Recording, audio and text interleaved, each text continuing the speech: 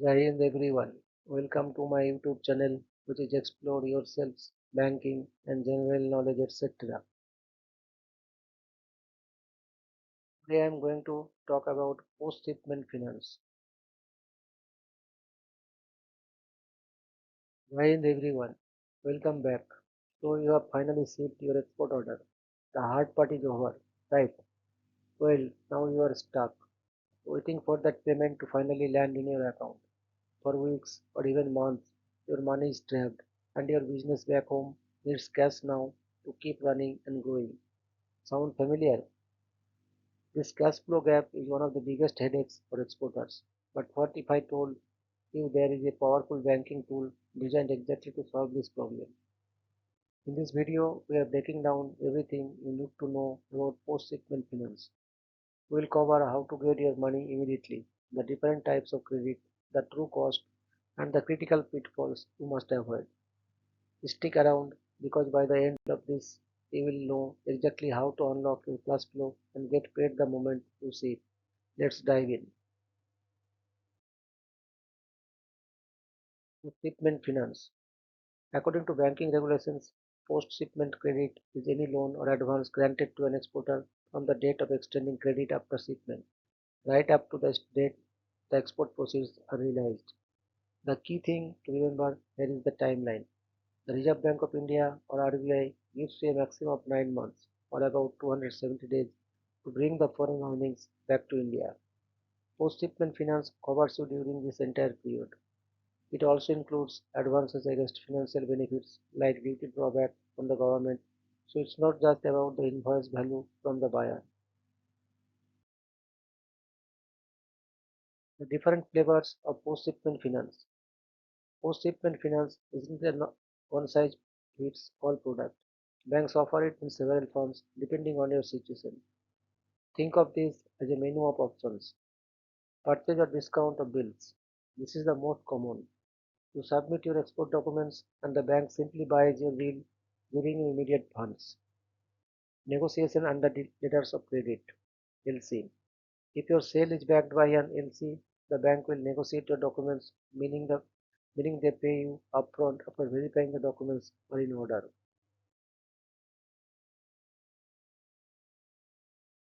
Advances against bills for collection.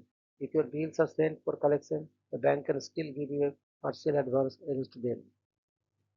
Advances against unturned balance.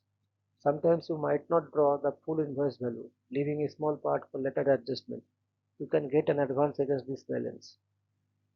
Advances against duty drawback. You can get a loan against your pending duty drawback claims from the government. Advances against retention money. For large project exports, where a part of the payment is retained until project completion, you can get an advance against that. Finance for deemed exports. This is for supplies to specific aided projects in India that are considered deemed exports. So as you can see, there is a solution for almost every kind of export scenario.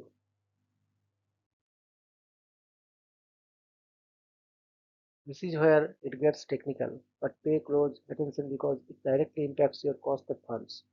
First, the period of advance. For side bills payable immediately, the finance period is the normal transit period or NTP. This is not the shipping time. It's a standard number of days set by FDAI for banking processes. For usance bills payable after a credit period, say 60 days, you can get finance for up to 365 days from the date of shipment, which includes the NTP in the credit period. The critical timelines and interest rates. Now the all important interest rates. Concessional rate. This is the cheaper rate. For side bills, it applies until the NTP ends. For usance bills, it applies until the due date. If you get paid early, the bank should refund you the excess interest they collected. What happens if payment is delayed? Once the bill becomes overdue, the higher interest rates kicks in, known as the ECNOS rate, export credit not otherwise specified. The key takeaway, the bank cannot charge an additional penal interest on top of ECNOS. There are special cases like when the buyer's country has foreign exchange problems and the ECGC Export Credit Guarantee Corporation admits your claim. In such cases, the ECNOS rate can apply even if the advance is outstanding for more than 6 months. The bank's perspective and key risks they manage. Successfully secure finance, it helps to understand what the bank is looking for and what worries them. Scrutiny of documents. When you present documents, the bank checks them meticulously. For letters of credit, they must comply strictly with the UCP 600 rules. Any discrepancy can lead to the bank refusing to negotiate or doing so only under reserve or against an indemnity. Status of parties. The bank will run status reports on you, the exporter, and on your foreign buyer. They do this at the start and update it at least annually. Your credibility and your buyers willing to pay are paramount. Country risk. The bank assesses the political and economic stability of your buyer's country. If a country has foreign exchange problems, payments can get stuck for months. The bank might be hesitant or suggest a rupee advance instead. DP versus DA bills. This is a huge one. Documents against payment DP. The bank holds the title documents until the buyer pays. This is secure for the bank. Documents against acceptance DA. The bank releases documents against the buyer's promise to pay later. This is essentially a clean loan. The bank's security is now just the buyer's signature and your credibility. Banks are very cautious with DA bills. What happens when bills go unpaid? Let's talk about the worst case scenario. The bill remains unpaid. If a foreign currency bill is overdue for more than 30 days after its due date, the bank will delink or crystallize the liability. What does this mean? The bank converts the foreign currency amount into rupees at that current TT selling rate on that 30th day. From that point on, the foreign exchange risk is transferred to you, the exporter. You now owe the bank a fixed rupee amount plus interest. This process is mandatory for the bank to close its foreign exchange exposure. If you need more time to realize proceeds, you can apply for an extension beyond the standard 9 months up to 6 months at a time through your bank, provided the delay is for reasons beyond your control. The safety net ECGC guarantees. To protect themselves, banks often insure their loans through ECGC. The key policy for post-shipment finance is the whole turnover post-shipment guarantee (W2QSG). This policy protects the bank if you, the exporter, become insolvent or default on repaying the advance for a prolonged period. For this cover to be valid, the bank must follow ECGC's rules strictly. They must notify ECGC of your credit limit within 30 days of sanction. They must submit monthly declarations and pay premiums on time. If your advance is overdue for 4 months, they must file a report of default with ECGC. They must check the specific approval list, a list of exporters with a history of default. If your name is on it, getting finance becomes much harder. So maintaining a good track record is not just good for you, it's also crucial for the bank's ability to support you.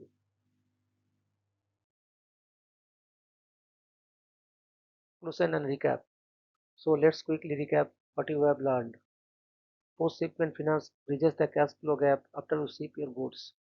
It comes in various forms like bill purchase, negotiation, and advances against receivables.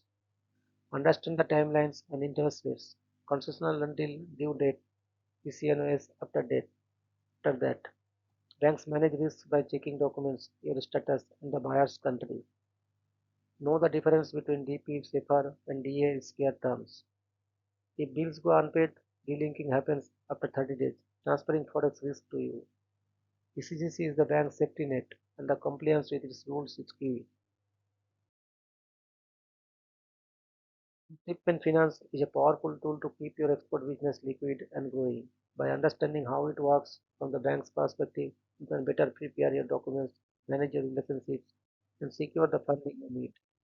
If you found this deep dive helpful, please give this video a thumbs up and subscribe to the channel for more content on trade finance and export import strategies. Drop your questions in the comments below and I will do my best to answer them. Thanks for watching and I will see you in the next video. Disclaimer: the information presented in this video is for general educational and informational purposes only and is not a substitute for professional financial, legal, or banking advice. While based on official banking documents, the content is a simplified guide and does not account for your specific business circumstances or subsequent changes in RBI, FDI, or bank-specific regulations. Always consult directly with your bank and qualified advisors for tailored guidance before making any financial decisions, as the creator assumes no liability for actions taken based on this content. Thank you very much for your patience. Request for like, subscribe, and share.